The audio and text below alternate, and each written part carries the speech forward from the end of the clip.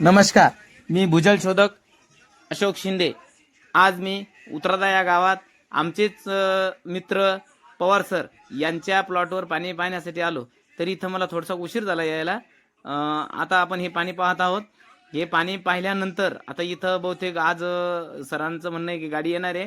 गाडी आल्यानंतर आपल्याला रिझल्ट कळणारच आहे।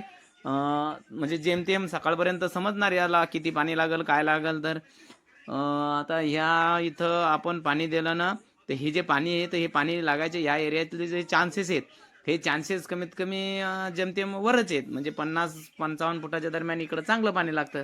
तर हा बोर जे 150-200 फुटापर्यंत इथं म्हणजे त्यांचं समाधानकारक पाणी लागेल। 1.5-1.5 इंच इथं पाणी आहे।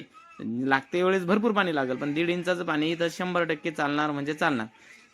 आणि ज्यावेळेस इथलचा जो खालचा जो एरिया आहे थोडासा नरम आहे, त्याच्यामुळे हा बोर जो आहे हा 200 फुटापर्यंतच जसं घेतला गेला पाहिजे। खाली 250-250च्या खाली या भागात पोकळी लागती, त्यामुळे शक्यतो इथं वरच पाणी लागेल। धन्यवाद।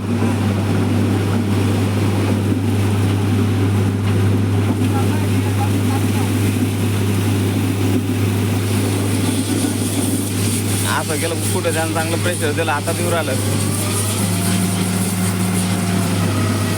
चांगलं पाणी झालं वरच येते पाणी पंचडचं